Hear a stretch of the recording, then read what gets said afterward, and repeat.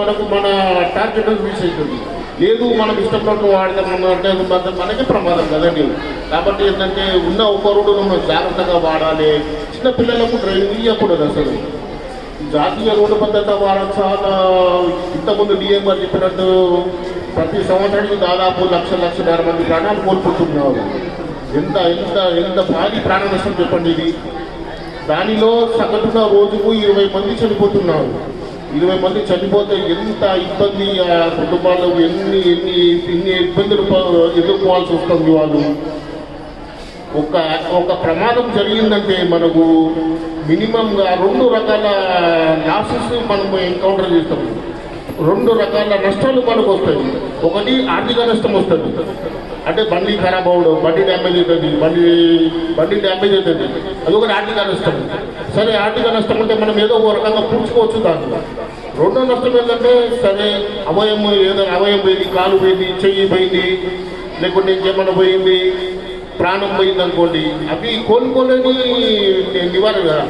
ప్రాణ నష్టం జరిగినా అవయవ నష్టం జరిగినా కూడా మనం కోలుకోలేము. కాబట్టి రోడ్డు మీద జాగ్రత్తగా ఉండాలి. ధన నష్టం అంటే ధన నష్టం జరిగింది ఏదో రకం కోలుకుంటాం మనం. సరే అప్పు చేసి ఏదో బండి రిపేరింగ్ చేసుకుంటాం. కానీ ప్రాణ నష్టం జరిగింది, మన అవయవ నష్టం జరిగిందని ఎంత ఇబ్బంది పడి ఈ దాంతం బాధపడాలి మనం. అదేదో మనం 10 నిమిషాలు ఓపికగా మనం బండి డ్రైవింగ్ చేసుకున్నాం అనుకోండి, అది దాన్ని మనం నివారించవచ్చు కదా. ఈ 1,00,000 మంది ప్రతి సంవత్సరానికి చనిపోతుంటే కేంద్ర రాష్ట్ర ప్రభుత్వాలు కూడా ఆలోచించి అబ్బో దీన్ని నివారించడానికి ఒక కార్యాచరణ మొదలుపెట్టి దాదాపు 25 సంవత్సరాలు అయిందండి ఇది మొదలుపెట్టి కార్యక్రమం. ప్రతి సంవత్సరము జనవరి నెలలో మొదట వారం రోజులు వారోత్సవాలుగా స్టార్ట్ చేశారు. ఇది కేంద్ర ప్రభుత్వం మార్టు ఎంఆర్టీఎస్ వాళ్ళ డిపార్ట్మెంట్ వాళ్ళు దీన్ని ఫస్ట్ దాదాపు 25 సంవత్సరాల ముందు వారోత్సవాలుగా స్టార్ట్ చేసి దాని ప్రాముఖ్యతను గుర్తించి దాన్ని మెల్లగా పక్షోత్సవం చేసిండు. పక్షోత్సవం నుండి ఇప్పుడు మాచోత్సవం వచ్చేసింది. అంటే ఒక నెల రోజుల వరకు కూడా దీని గురించి ప్రజలకు ప్రచారం చేయండి, ప్రజలకు అవగాహన కల్పించండి మీరు. ఎందుకంటే నష్టపోయేది బాబు సామాన్యమని చాలా నష్టపోతుందని చెప్పి దాని ప్రాముఖ్యతను గుర్తించి నెల రోజులు ప్రోగ్రాం పెట్టిందంటే ఒక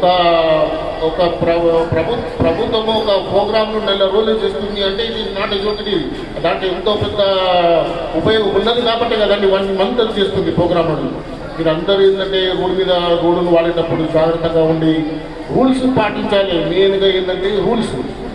మా ఎస్ఐ గారు కూడా మన రోడ్ సేఫ్టీ సార్ కూడా చెప్పారు, వాహనానికి మధ్యలో గ్యాప్ పెట్టాలి కంపల్సరీగా.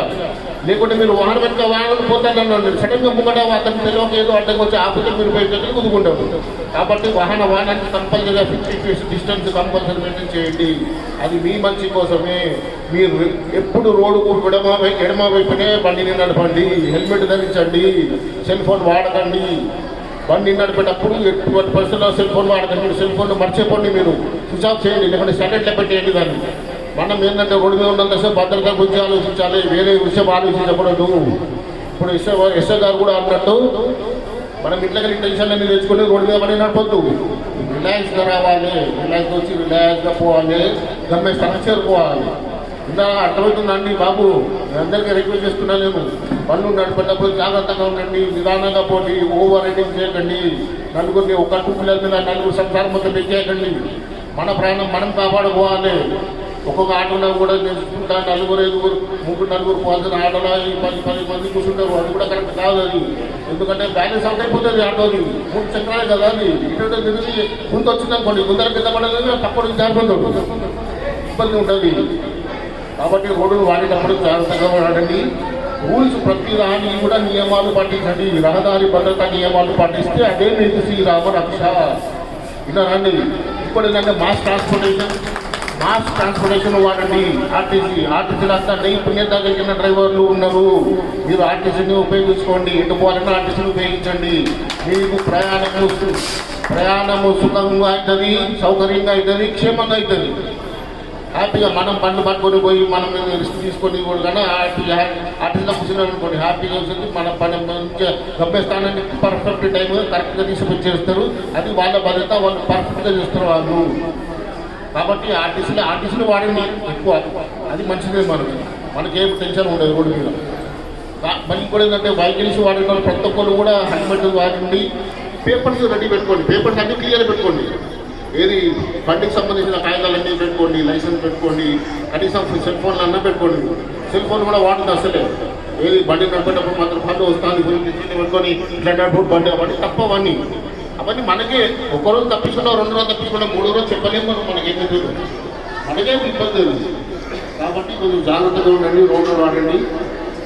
మరి నాకు ఈ అవకాశం ఇచ్చిన మా ఆర్ఎం గారికి, మా డిఎం గారికి అందరికీ కృతజ్ఞతలు తెలుపుకుంటున్నాను. Thank you.